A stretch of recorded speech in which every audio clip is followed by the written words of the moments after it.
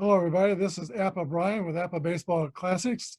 Today's game will be the 1961 Yankees at the 1968 Detroit Tigers in Detroit at Tiger Stadium. Normally, in intros, I talk about the game that's coming up, but not today. I record these games one day before I post them, and just got finished watching Game 6 of the 2020 World Series, and got a few things to say about Game 6 of the 2020 World Series. We don't need to be slaves to analytics, and that's what baseball has come to. Blake Snell was pitching 5 1/3 innings of the best baseball probably he's ever pitched. Allowed one hit going into the sixth inning, struck out 9, no walks, and he was dominating the Dodgers. And to suspect that he would not continue dominating the Dodgers because they got one hit in the sixth inning, I'm not on board with that. It reminded me of a game. My daughter was a fast pitch pitcher at high school, and she was a fast pitch pitcher all through her softball career from youth up. And she was a good pitcher. And something very similar happened to her in what was probably her most important game. She had a chance in her senior year to beat a team that was the best softball team in the area, the Olathe East Hawks. They were on a 60-game winning streak. They were defending state champions for maybe 3 years or so. But scouting them, we looked at the way they hit. They played in a league that had a lot of rise ball pitchers, and so they could hit rise ball pitching and had for years. I knew that. I watched them play, but they did not control the bottom of the zone very well at all, their hitters. So I told my daughter going into the game, we talked about it, don't throw any rise balls. That was her weakest pitch. She had, her best pitch was a fastball, and she also had a great changeup, and many people thought that she had the best changeup in the city. So I said, stay with your fastball, move it in and out, make it break in and out, but always stay at the bottom of the zone. Don't throw a single rise ball. She got to the game, and her team was ahead 1-0, I think, through 5 innings. I wasn't there, but I got this report from her, and her brother was there watching. And after 5 innings, she was leading 1-0 and had very good control of the game. And even though it was a narrow lead, coach told her, they're going to start hitting your fastballs down the zone once you start throwing rise balls. And normally she never talked back to her coaches, but she said, I don't think that's going to work. She was right. And she talked to the catcher and said, I don't think that's going to work. And she went out there for the 6th inning, and the first sign down was a rise ball. She threw the rise ball, and boom, home run. And that kind of killed her chances to end Olathe East's 60-game winning streak. I feel like the same thing happened to Blake Snell. He was on top of it and in charge, large and in charge. And what's to say he couldn't continue that? He had only thrown 73 pitches. I'd be looking for, this is the game of the season. If they lose this, season's over. I'd be looking for more than 100 pitches, maybe something 105, something somewhere around there. And he could possibly finish the game at that number. Baseball has become slave to the analytics. I don't think it's a good thing. Computers don't play the game. Human beings play the game. No other sport, and this was pointed out by Harold Reynolds at MLB, if Patrick Mahomes is winning the Super Bowl in the 3rd quarter, they're not going to take him out in the 4th quarter. If Michael Jordan is winning Game 7 of the NBA championships, they're not going to take him out in the 4th quarter. You win with your star. And when your star is playing great, you really win with your star. I think if he stayed in the game, Tampa probably has a better than a 95% chance to win that game. I think if Suzanne, my daughter, was allowed to pitch the game according to the game plan against Olathe East, I think there's a 95% chance she holds on and wins that game. But when you go off script and start going by the binders, who knows what's going to happen. And the other 2 things I saw in that game I didn't like was, okay, Justin Turner is pulled in the 6th inning because he's tested positive, and they realize that. And so he's out of the game and back in the locker room, but then he goes back on the field and he's celebrating with the team while he knows he has COVID. I wasn't down with that. And then the third thing, the booing of the commissioner, I was down with that. I'm not a fan of Rod Manfred. I don't like the way he let the Astros off from the cheating scandal in 2017 World Series. I'm not a fan of Rod Manfred. And then what's up with this slurring? And he can't get through the speech. Is he inebriated? Sounds like it. Is he distracted by hearing his voice in the earplug? Don't wear the earplug, or practice. Be ready for that moment. It's kind of a big moment for MLB. Take me out to the ball game. Take me out with the crowd. Buy me some peanuts and Cracker Jack. I don't care if I ever get back, for it's root, root, root for the home team. If they don't win, it's a shame, for it's 1, 2, 3 strikes, you're out at the old park game.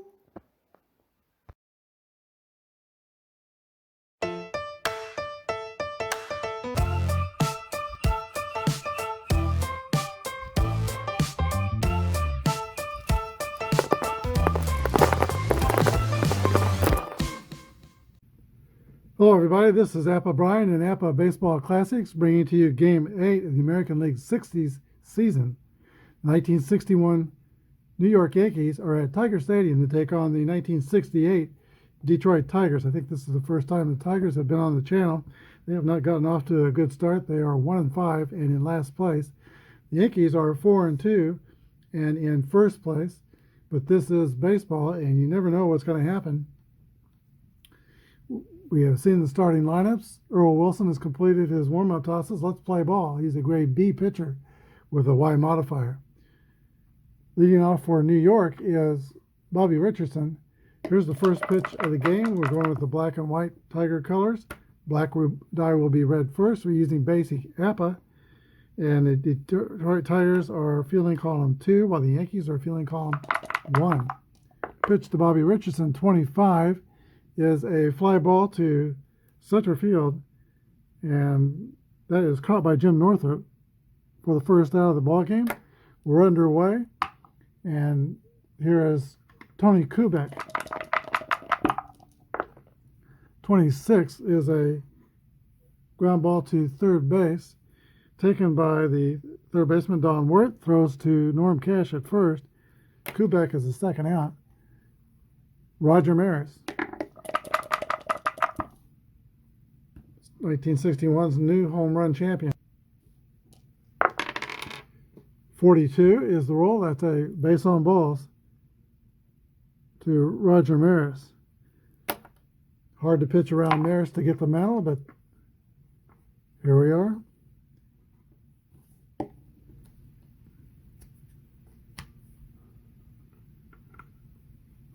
Let's see, Maris is a fast runner.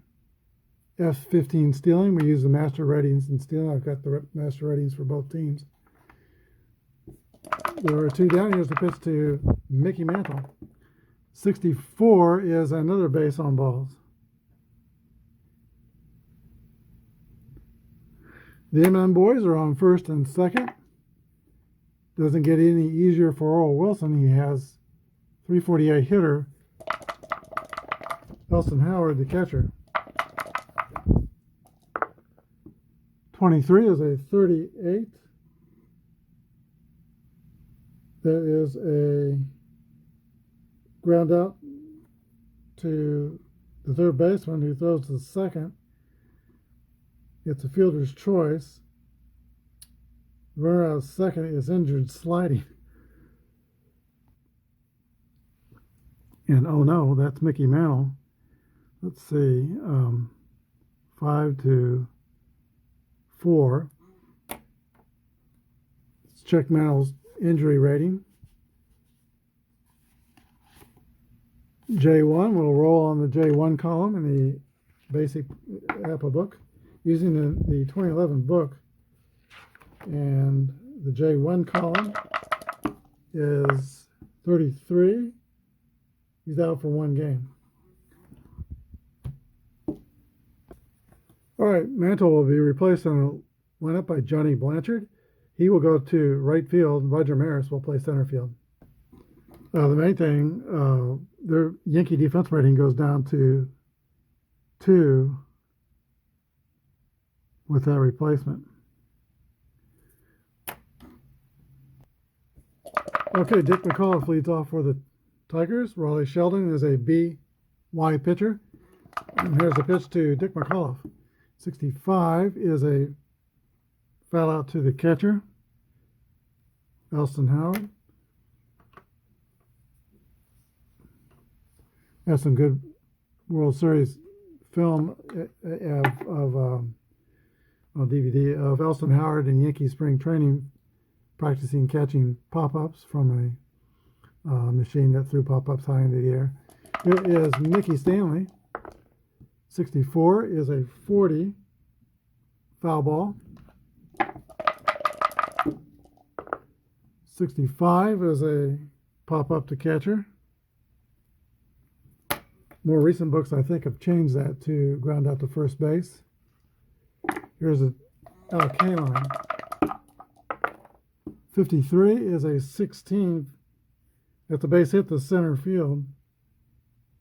And that defensive change makes a big difference. That would have been an out.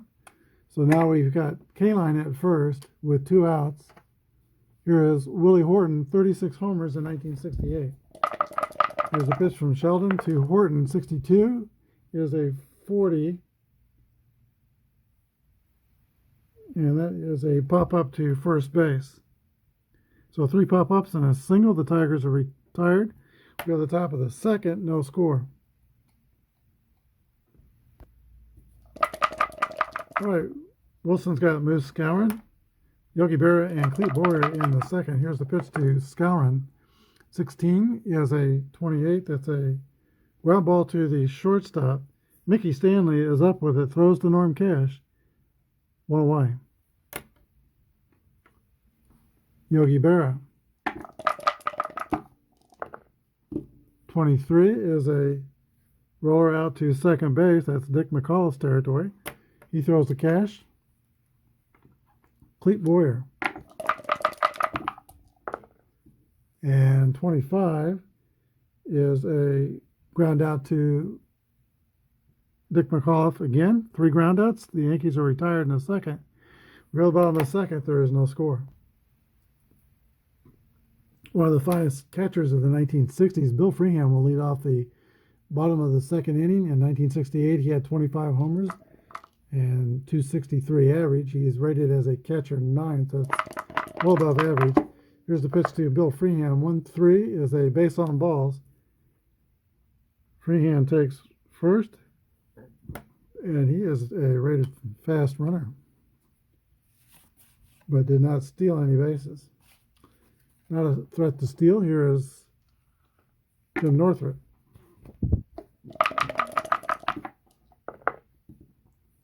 .31 is a 9 against the B. That's going to be a single for Jim Northrup. And the Tigers start out the second inning with first 2 men on, first and second. Both are fast. Here is Norm Cash.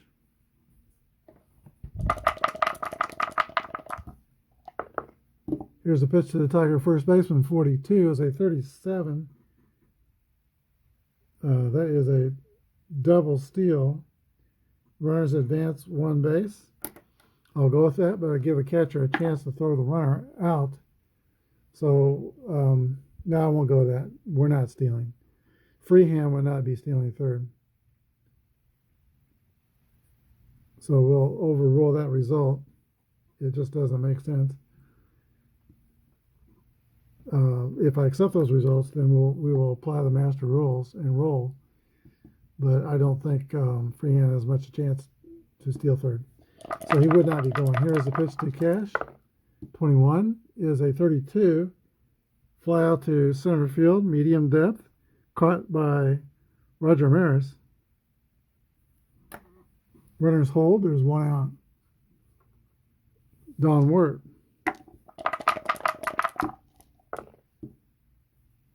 That's a ground out to the pitcher who throws to second, over to first. That's a 1-6-3 double play. That ends the Tigers' second. We go to the top of the third. There is no score.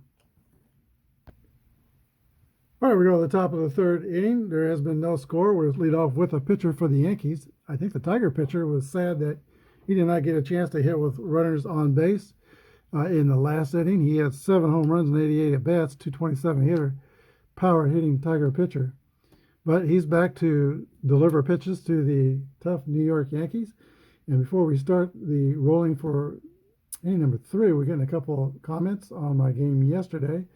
Al Red Sox fan says, thanks for the game. Was a fun one. God bless. He's got a terrific channel, and nobody calls a game like Al Red Sox fan. So check out his channel. And RJL5118 says, another tough loss for my Mets. Get me the GM. I need to talk to him. Lots of laughs. That's another wonderful channel. Robert runs that one, and he often plays payoff pitches, but he doesn't just do payoff pitch. He does a variety of games. Here he is, Raleigh Sheldon for the New York Yankees. The pitch to Sheldon, 51, is a swing and a miss. Sheldon goes down swinging. Bobby Richardson. Yankees are looking for their first hit, 26. That's a ground ball to the shortstop. Mickey Stanley is up with it, throws to first. 2 away. Here is the Yankees' tall shortstop, Tony Kubek, 6'3", swings from the right side. 65 is a pop-up to the catcher. 3 up and 3 down for the Yankees. We go to the bottom of the third, no score. All right, here is Earl Wilson to lead off the bottom of the third for the Tigers in the scoreless game. He could bring some instant offense. 7 home runs and 88 at-bats, 1968. 22 is a base hit for Earl Wilson. He is a fast base runner, but not a threat to steal. The N under the steal rating is, focus that in, means never. Here is Dick McAuliffe.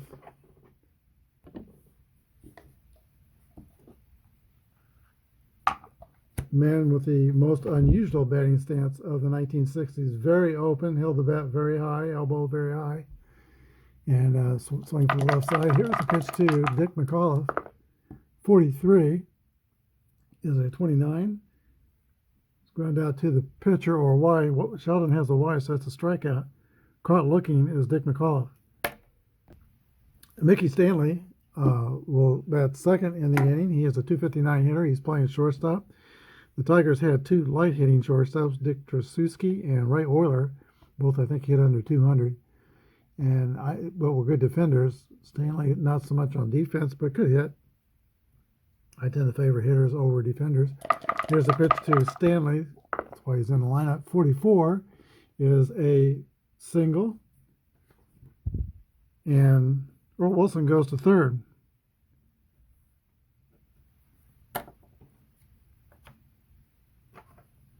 That's not to say I would never play Tracewski and Oyler, but I just prefer the hitting side of things. First and third, Al Kaline. Infield is playing back for a potential double play. Here's the pitch to Kaline. 62 is a 22, and that is going to be a balk and will lead to a Tiger run.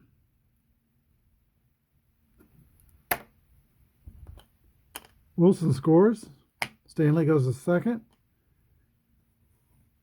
Tigers lead 1-0.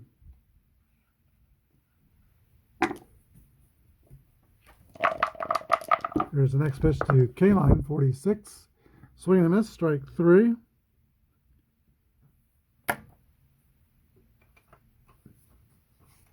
Willie Horton. I'll never forget Al Kaline struck out one time in the 60s and threw the bat up in the air and went to catch it with his hand in a really hard motion. I think he broke his wrist. Missed quite a bit of time over that. Here's Willie Horton. 1-1 roll. That's a drive. It might be. It could be. It is out of here. A 2-run home run. Tigers 3 and the Yankees 1.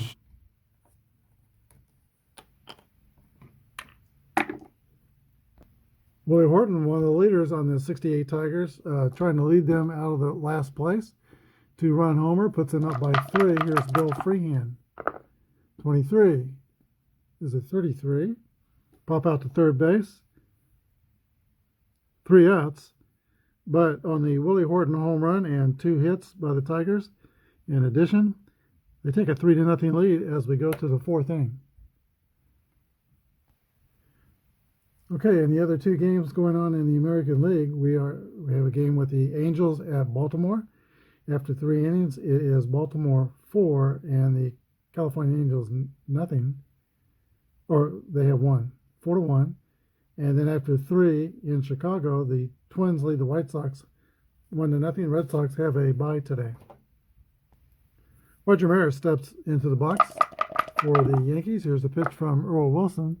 51 is a 9. That's the first Yankee hit of the game. Solid single for Roger Maris. Fast runner at first. Here is Johnny Blanchard, who had to come into the game after Mickey Mantle was injured. He's got quite the bat. He's 305 in 1961, 243 at-bats with 21 homers. Here's the pitch to Johnny Blanchard. 35 is a 9. That's a single. Yankees have 2 on. He is slow, so we'll play safe with Blanchard.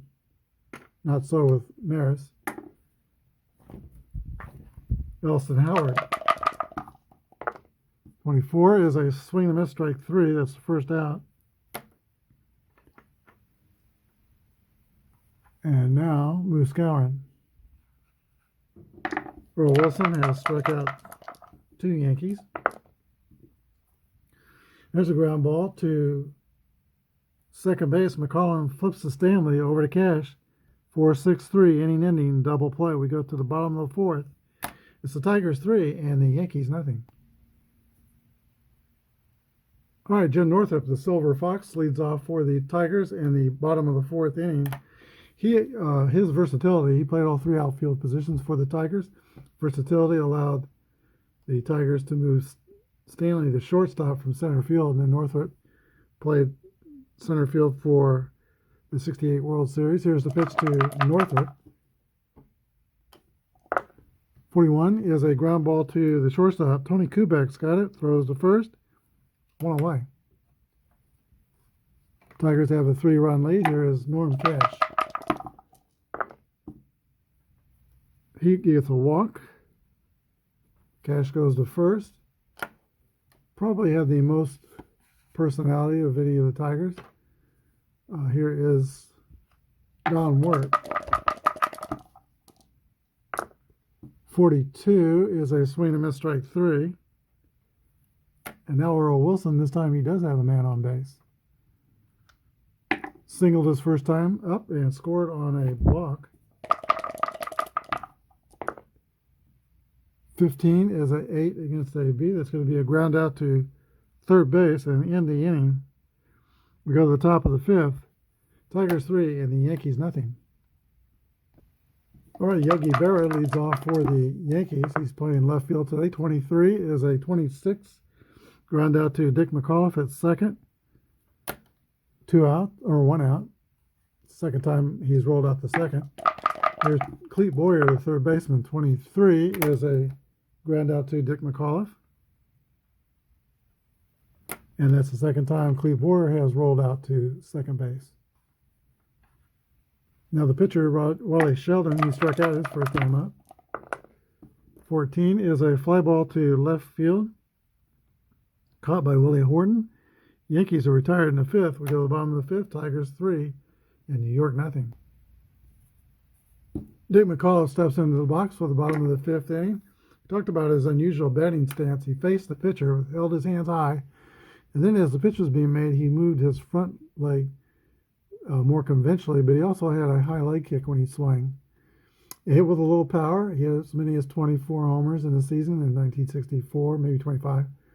And he hit 16 in 1968. Here's the pitch to Dick McCullough. 14 is a fly ball to left field. This will stay in the ballpark and be caught by Yogi Berra, 1 away. Here's Mickey Stanley.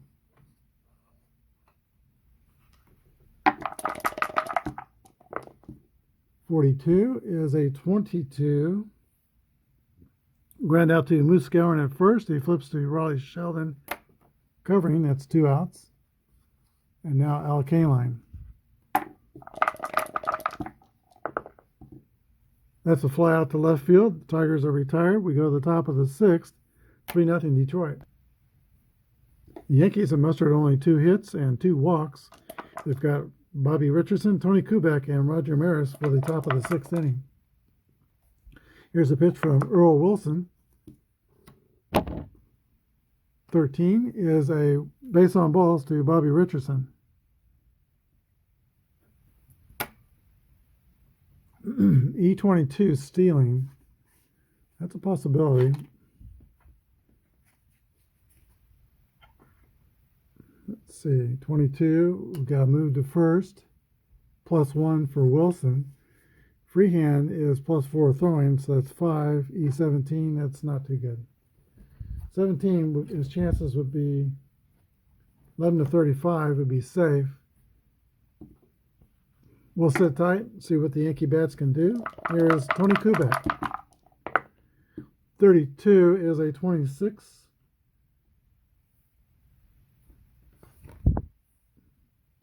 Fielder's choice ground out to Dick McCullough, who retires Richardson at second. Now Kubek is a runner at first. Fast runner, but D11 stealing, and he's not going. Pitch to Roger Maris. 3-3 roll, that's a drive. It might be, it could be, it is out of here. 2-run homer by Roger Maris brings the Yankees within 1. It's Detroit 3 and New York 2.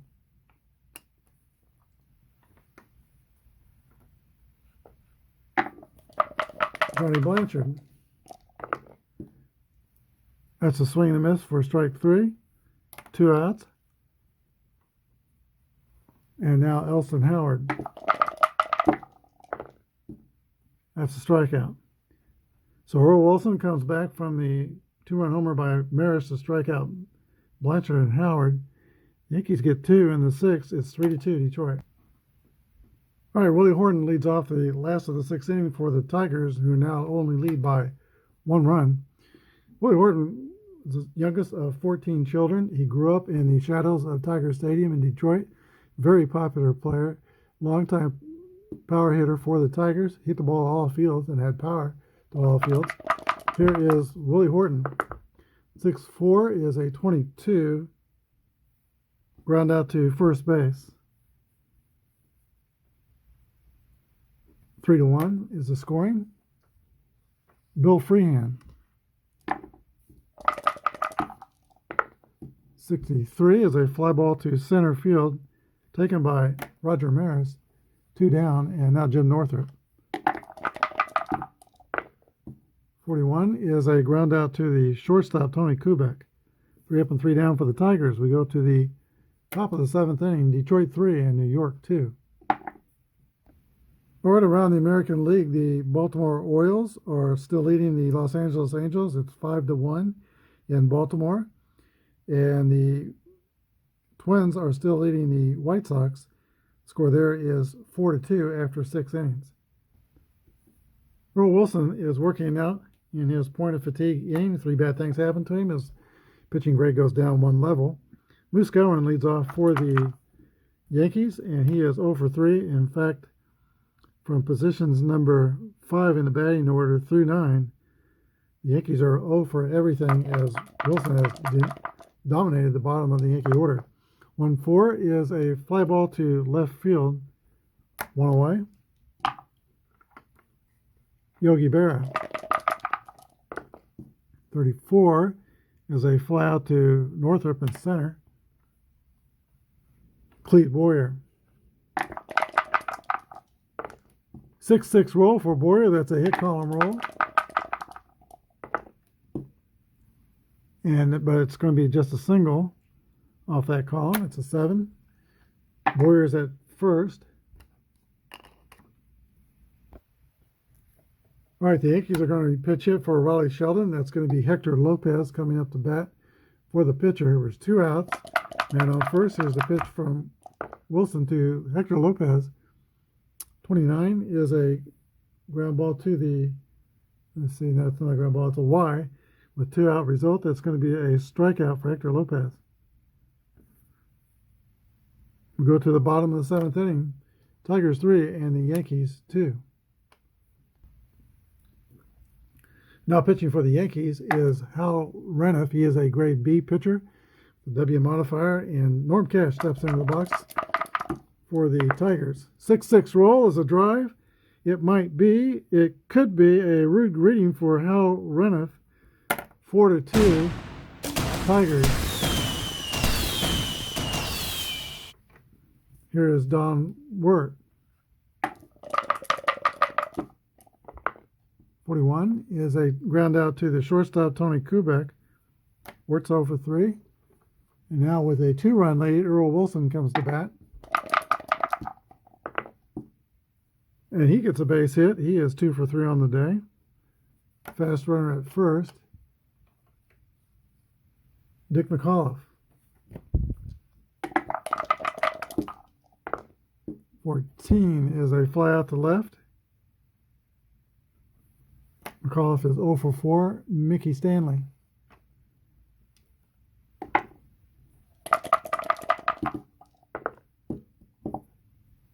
That's a hit for Mickey Stanley. It's going to be an infield base hit. First and second Tigers. Here is Al Kaline. Chance to do more damage here. 62 is a 22, an error on the pitcher, Reniff. Loads the bases. And that will bring up the dangerous Willie Horton. Reniff, this might be the end of the line for him. And the new Yankee pitcher will be Jim Coates. He is a grade B pitcher, Y modifier. Because of same-sidedness, he will be a grade A pitcher for the one batter, Willie Horton. Also important to get that W out of the game with Reniff's walk rating. The bases loaded. Willie Horton, when he was a youth, he was a left-handed batter, but during at some point during Little League, his dad changed him to right-handed. So he is in the right side of the box. Here's the pitch to Willie Horton. 51 is an 8 against an A. That's a fly out to right field, and they'll end the threat. The Tigers score 1. We go to the top of the 8th. Detroit 4 and New York 2. Top of the 8th, it's the top of the Yankee order, and it's also where the rubber meets the road. There's only 6 outs left for the Yankees to deal with this 2-run deficit. Here's a pitch to Bobby Richardson from Earl Wilson. 26 is a ground ball to Mickey Stanley at shortstop. He's got it and throws the first. 1 away. Tony Kubek. That's a fly ball to right field. 2 outs. And now Roger Maris. 52 is a 27. Ground ball to the third baseman, Don Wirt. Throws to Cash. 3 up and 3 down for the Yankees in the 8th. We go to the last of the 8th. 42 Tigers. Okay, Bill Freehan leads off the bottom of the 8th inning for Detroit. I think he also grew up in Detroit, Michigan, and played together with Willie Horton on a Sandlot team that won championships together. Here's the pitch to Bill Freehan. 32 is a 26. Ground ball to second base. Bobby Richardson turns that into the first out. Jim Northrup. 35 is a single for Jim Northrup. Fast runner at first. Not going to be a threat to steal here. 52 is a 27. Fielder's choice. Ground out to Clete Boyer, throws to McAuliffe at second to retire Northrup. Now Cash is on. Slow runner, they'll play it safe. Don Wirt.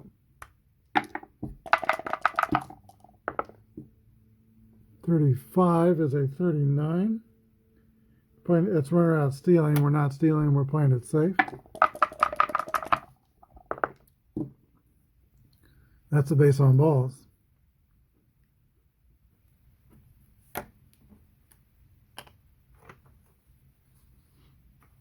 All right, Earl Wilson has designs on finishing this game.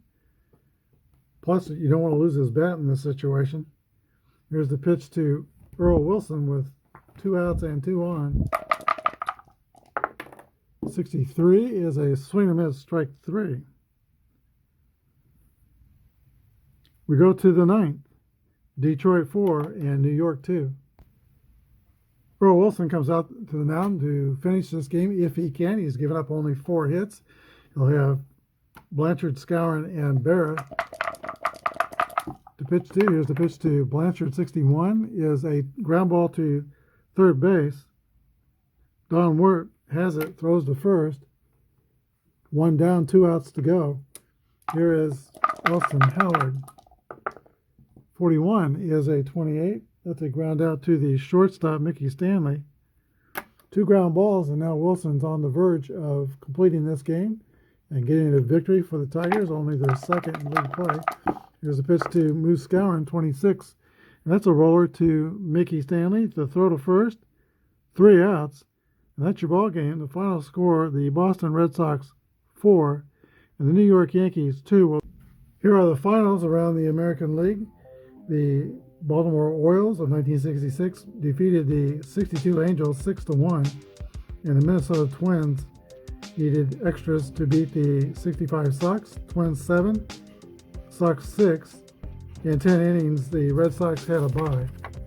In our game today, the Yankees scored 2 runs on 4 hits and 1 error. Detroit scored 4 runs on 9 hits and no errors. Home runs in the game by Roger Maris, a 2-run homer in the 6th. Willie Wharton hit a 2-run homer for the Tigers in the 3rd. And Norm Cash, a solo shot in the 7th inning. The winning pitcher was Earl Wilson. The losing pitcher was Raleigh Sheldon. Wilson went the distance, struck out 5 and walked 3. Today's star of the game is Earl Wilson. Earl Wilson was signed in the Boston Red Sox organization, and it was hit or miss whether he would be the first player for the Negro player for the Boston Red Sox, or whether it would be Pumpsy Green. And at the time, Bucky Harris was the general manager.